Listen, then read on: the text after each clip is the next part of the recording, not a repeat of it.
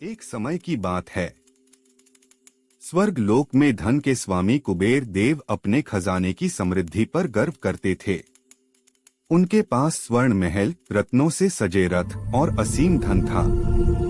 वे सदा सोचते, मेरे समान कोई धनवान नहीं, संपूर्ण लोकों में मेरी विभूति के समान कोई नहीं। उनका यह अहंकार धीरे धीरे बढ़ने लगा।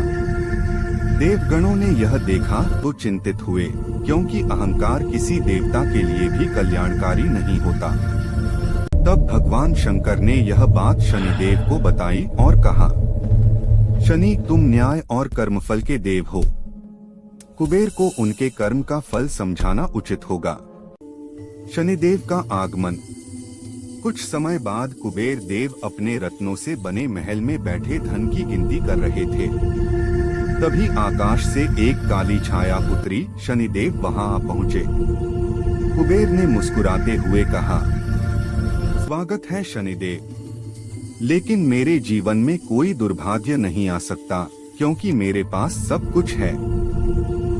शनिदेव शांत स्वर में बोले, देव, मैं दुर्भाग्य नहीं, सत्य का दर्पण दिखाने आया हूँ।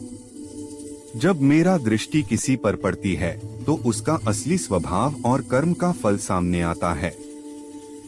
कुबेर ने हंसकर कहा, तो फिर देखो मुझे, मेरी परीक्षा करो।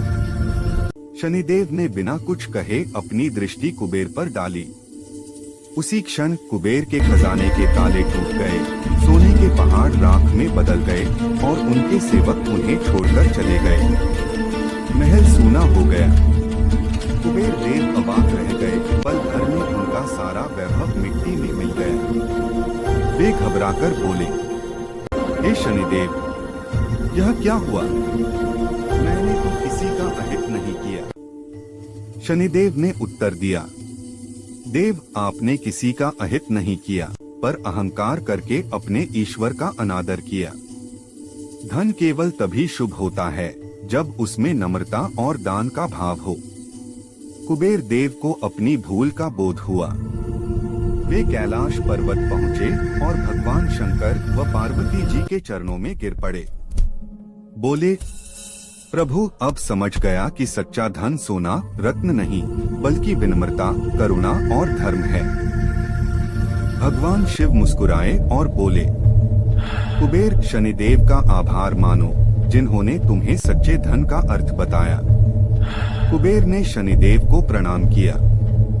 शनिदेव ने अपना आशीर्वाद दिया।